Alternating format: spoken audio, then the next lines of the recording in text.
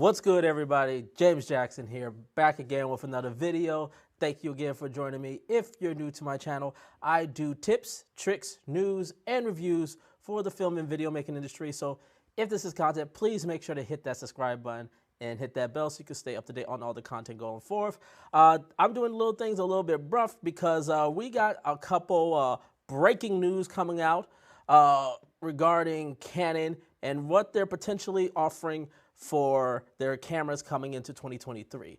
And I think this would be a good time to talk about a series that I'm going to attempt, we'll see how it goes, because trying to attempt things while having a lot of other Easter eggs in my basket.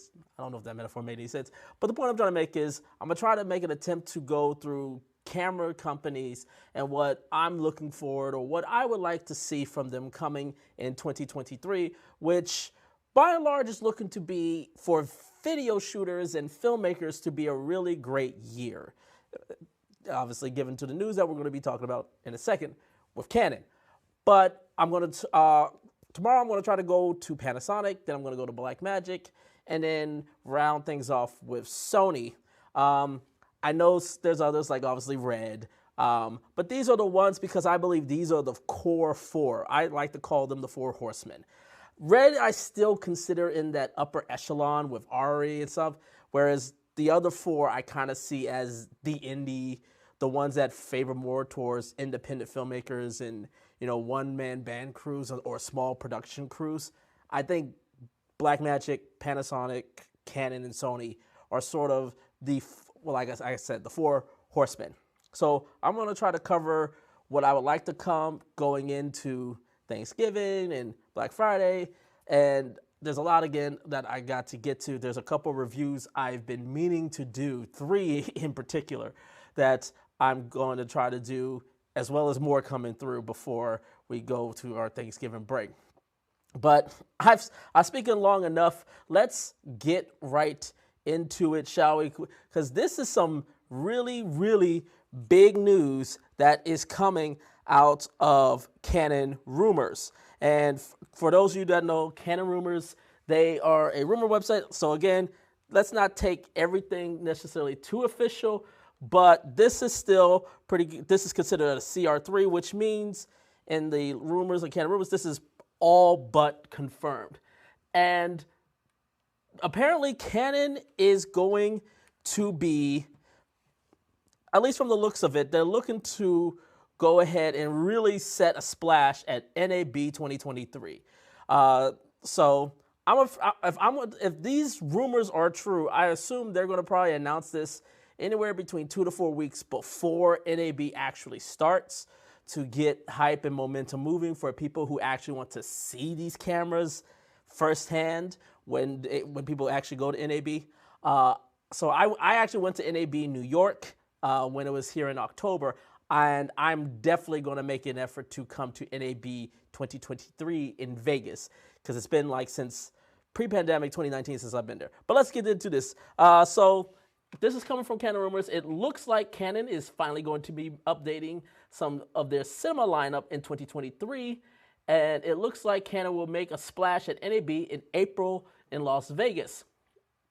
We are likely to see a replacement for the Canon Cinema EOS C200 ahead of NAB, and a new C700 series camera ahead of IBC in September. So it looks like they'll announce the more entry-level camera, which, you know, right now it's the C70, and this was, but before that, it was the C200. So the more entry-level friendly camera, and then they're going to put the big production camera up at the end of the year. But let's look at the C200.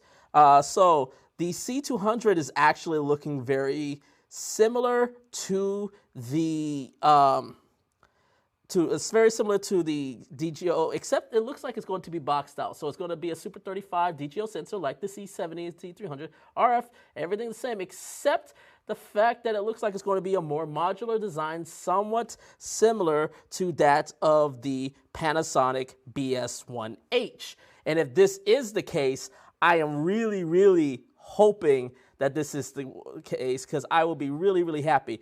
to be able to get something of a box style. I've been waiting for a box style camera for Canon in such a long time, and to get it out of this C200, new C200 would be great. It looks like it's going to have an HDMI Type A as well as a 12G SDI, which is awesome.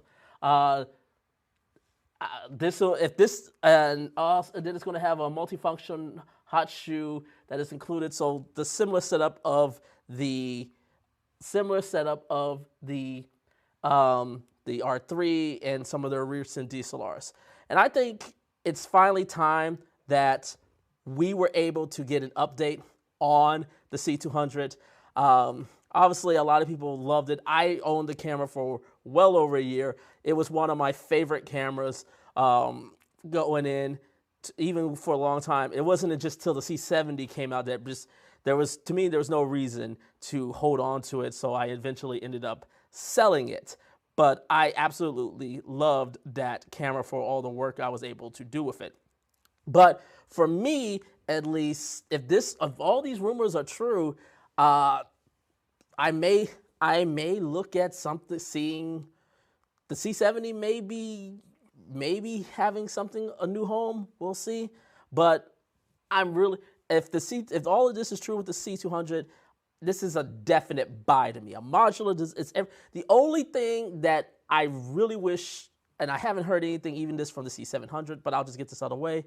The only thing I wish it was confirmed or not to have was to have a 3.2 sensor, and you can shoot open gate. But it looks like it's going to just be the same 17:9 4K sensor, which it will be a bit of a disappointment for me because that to me, with the RF mount and with a 3.2 aspect sensor, this opens up the gates for anamorphic shooting or even some more creative work. So Canon, if you're listening, please give us a 3.2 sensor or some sort of like 4.3 or 6.5 sensor. But obviously the more reasonable one would be a 3.2 sensor. If you can give this for us, Canon, that would be really, really great. Now, finally, we got to look at which is definitely going to be the higher end, and that is, of course, the Canon C700 Mark II. I don't know if it's a C700 Mark II because there was a C700 and then there was a C7 full frame, but either way, it's going to be the flagship camera. And what makes it's going to have a usable swappable sensor with two offerings. The first offering is going to be a Super 35 5K global shutter sensor. And then the other option will be a full frame 8K DGO CMOS sensor, which this will be the first cinema camera from Canon that will have a full frame high resolution DGO sensor. So that's going to be, both options will be great. So these are going to be great options for either. Both sensor blocks are equipped with a direct RF mount, and it will be topped off by an EF or an LPL. So it's very similar to how the Venice and the Venice 2 is set up, where the Venice 2 has, I think, an FE mount on top of it, or you can put a PL mount on top of it. But behind that mount sits an E mount. So if you want to use E mount lenses, you could do that with a Sony Venice. Let's get back to this. So 2 CF Express Type B cards and 1 SD card. And I'm almost certain the 1 SD card is really just for proxies, so you can record proxies if you want to do work in that workflow. Now, here, this is, again, let's all remember, this is all just rumors. None of this is true yet, but if this is true, Canon is really gunning for throwing everything at it. And I will be shocked if this is actually true. And I'll be really curious what the price point will be. But if you read this, it says this will be the most codec heavy from any Canon ever. It's going to have Canon XF-AVC, ProRes, Cinema Raw Light, which will all be done internally. Then you're going to have Blackmagic Raw and ProRes Raw options externally with either the Blackmagic Video Assist or an Atomos Ninja And then you get a Canon RAW with a codecs, with their old Canon codec recorders, which I don't know. I guess it's so you can get the full res Canon RAW instead of the Cinema RAW Lite that they have. And then there's this one, and a new modular recorder developed in partnership with Red Digital Cinema to record REDCODE, aka REDCODE RAW, to a proprietary media. That's right, people. We are talking about recording REDCODE RAW to a Canon Cinema camera. A REDCODE RAW in a potentially full-frame 8K Canon camera that is also equipped with ProRes, Cinema RAW Lite, with any type of RAW codec you want. You get a RAW codec, you get a RAW codec, you get a RAW codec, you all get RAW codecs. Like this is really something of amazing capabilities if this is true. Like, holy crap, the options that you could potentially have here. Again, this is just a rumor, but this is a CR3, which means there's a lot of confirmations from very reliable sources that are giving this information. So, but this is huge. This will be the first camera that will offer REDCODE RAW that is not owned by Red, which is crazy to me. And then let's cap this off. 4 SDIs, I'm assuming all these are going to be 12Gs. Camera design is somewhat closer to the C300 Mark III, C500 design, although a little bit bigger to accommodate the external I/O. So I would probably say it's probably going to look like the C500 with that extended back unit. It's going to probably look something similar to that, if I had to take a guess. And then the camera prototype is already out being tested. So apparently this camera is already out in the wilds and being used by, Canon brand ambassadors and things like that. So, wow, this is really, Canon is not playing around if this is true. We don't know if it's true, but if it is, holy crap, Canon isn't playing. Now, this all, of course, comes down to what will be the price. If I had to take a guess, the C200 is probably going to be, the C200 Mark II, is probably going to be roughly around the same price as the original C200, which I believe was $7,500, which would make sense compared with the C70. This is going to be more box. It's going to have SDI ports, even though it's going to be roughly the same. I know a lot of people are going to look at this as like, what's going to be the 12G? For certain professional people, 12G is like mandatory, and there will be a demand for it. So, if you believe it's going to be worth that extra $2,500, that's just my guess. I personally hope it's more around the $6,000, $6,500, because then that could be a little bit easier pill to swallow.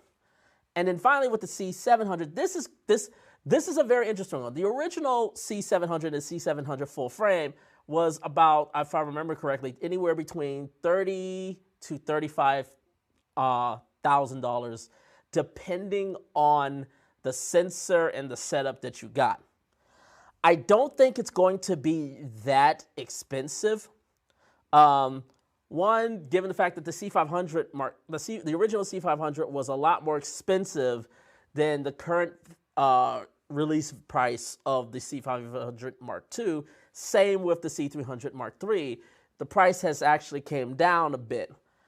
And also, it's going to, depending on depending on the capabilities, because if it goes in that same price range, you're talking about competing directly with the Red V Raptor, which in theory would make sense.